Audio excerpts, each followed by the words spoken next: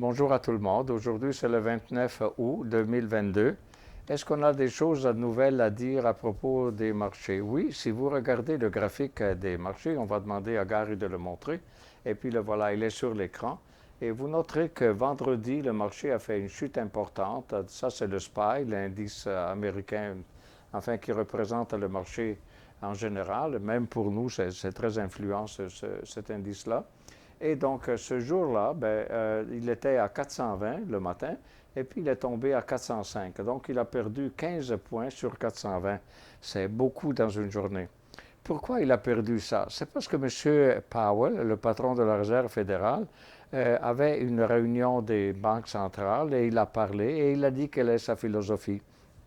Et sa philosophie il a dit que finalement, il va combattre dur avec la hausse des taux d'intérêt pour empêcher que finalement on s'habitue à l'inflation et il veut reconduire l'inflation à 2%.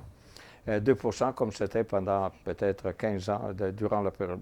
Les nouvelles générations, par exemple, ne connaissent même pas c'est quoi l'inflation parce qu'ils n'en ont jamais vu. Mais finalement, il veut revenir finalement à ce 2%. Euh, Notez bien, il a dit ça en disant aussi que ça peut créer de la souffrance dans la population parce que ça pourrait créer du chômage. Ça, on parle toujours des États-Unis, mais l'influence des États-Unis sur nous est énorme. Donc, c'est comme s'il parlait à nous aussi, en quelque sorte. Et finalement, ce qui est étrange, c'est qu'il a fait tomber le marché comme il a fait tomber. Et puis finalement, aujourd'hui, le marché, c'est lundi, il se remet un peu à comprendre qu'est-ce qui est arrivé. Mais finalement, la chute a été importante. Notez qu'il y a un an, exactement un an, à la même réunion des banques centrales, enfin, dans laquelle il parlait, il avait dit que l'inflation, quelqu'un lui avait dit, oui, mais nous avons l'inflation. Il y avait à l'époque l'inflation 4%, 5,2 au mois de juin, des choses comme ça. Et finalement, on lui a posé la question, mais qu'est-ce que vous faites avec les taux d'intérêt? Vous ne devriez pas augmenter les taux d'intérêt à cause de l'inflation? Et lui, il a dit, oh, mais ça, c'est une inflation temporaire, transitoire. Elle est transitoire parce que c'était dû au coronavirus que les usines avaient terminé, fermé. Finalement, ils n'ont pas produit autant qu'on en avait besoin, Mais un an plus tard, il a changé complètement d'idée. D'abord, ce qu'il a dit, c'est vraiment dangereux, à mon avis, parce qu'il a dit finalement qu'il veut vraiment arriver à retourner à 2% d'inflation. Mais l'histoire des inflations dans les derniers 70 ans montre qu'on ne peut pas revenir en arrière aussi facilement. Une fois que les prix ont augmenté, on ne peut pas les faire reculer à avant l'inflation. Moi, je n'ai jamais vu ça. C'est-à-dire, une fois que l'inflation est là, les prix ont augmenté, on n'aura plus d'inflation après, mais entre-temps, les prix ont augmenté et ils restent là. Donc, c'est difficile à croire qu'est-ce qu'il dit. Est-ce qu'il est bien, ce monsieur-là, ou il y a quelque chose que peut-être on ne comprend pas, et puis lui, c'est un génie? Donc, l'idée, c'est que quelqu'un a dit si bien, il a cité, pour la critiquer, ce monsieur-là, il a utilisé le terme que vous avez sur le tableau, qui est en latin, festina lente. Ça, c'était un empereur romain qui faisait des batailles, puis gagnait, puis puis contre les ennemis. Et qu'est-ce que ça voulait dire festina lente? C'est très fameux comme phrase. Et ça veut dire, finalement, on se dépêche, mais lentement.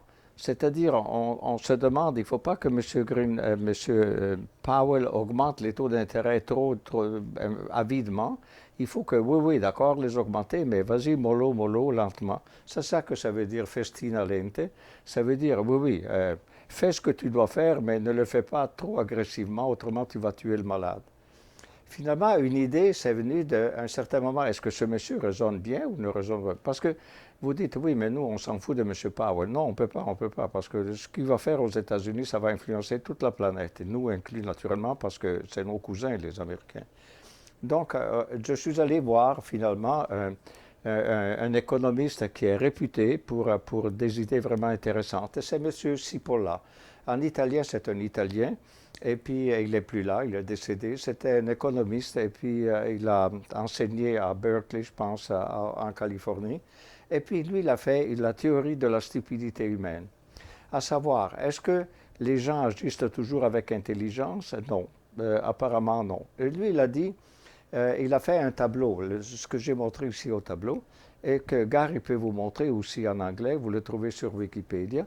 Et puis, le tableau, il vous dit que finalement, regardez, on a de deux axes. L'axe horizontal, il nous dit qu'à droite, c'est le bénéfice pour soi, pour l'individu, et à gauche, c'est la perte pour soi.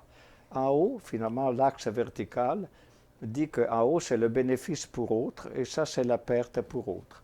Il manque un S ici, voilà, à autre. Finalement, comment on classifie un stupide? On classifie un stupide comme étant une personne qui perd pour lui-même, et puis en même temps, il fait perdre aux autres. Ça, c'est un stupide.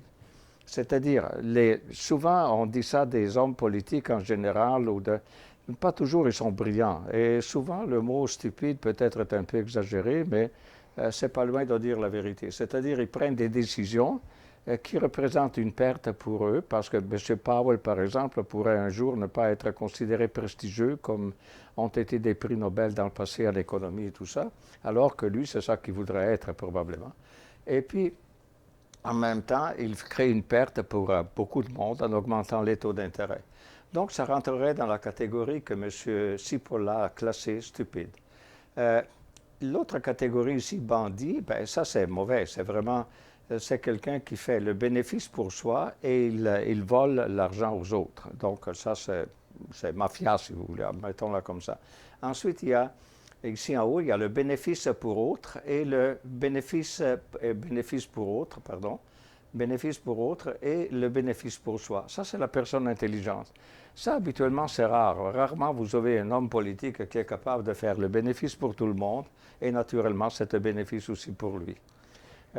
Ensuite, il y a la catégorie des incapables. C'est-à-dire, la catégorie des incapables, c'est qu'ils perdent pour eux et puis ensuite, ils bénéficient les autres. Qui sait ces gens-là? Ben, c'est des gens qui sont pas mal étourdis, donc ils perdent, mais ils donnent aux autres. Et pas nécessairement pour gagner une place au paradis. Donc, finalement, ça, c'est les catégories que Cipolla a décrites. Il dit qu'il y a beaucoup plus de stupides dans le monde de quoi on pense. Et il a fait 5 lois. Je vous suggère d'aller les lire, les 5 lois ou règles de M. Cipolla. Malheureusement, c'est difficile de les trouver en français, je dois vous dire.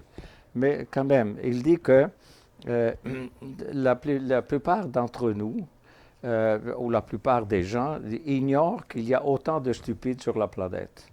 Ensuite, je vous dis, c'est parce qu'il y en a 5, c'est un peu compliqué un peu à les lire ensemble, mais c'est pour vous dire, il conclut en disant qu'une personne stupide est la personne la plus dangereuse que ça puisse exister. En effet, ce n'est même pas le méchant qui est dangereux, c'est le stupide qui est plus dangereux que le méchant. Et le méchant, c'est celui, le bandit ici. Donc, finalement, à savoir, le monsieur qui il y a un an a dit l'inflation est transitoire, et puis un an après, il dit qu'il faut absolument combattre l'inflation et la détruire, et lui, il veut, c'est l'homme fort du moment. Dans quelle catégorie on le met? Bien, à vous de choisir. Et c'est tout pour aujourd'hui. Bien, je vous souhaite une belle journée.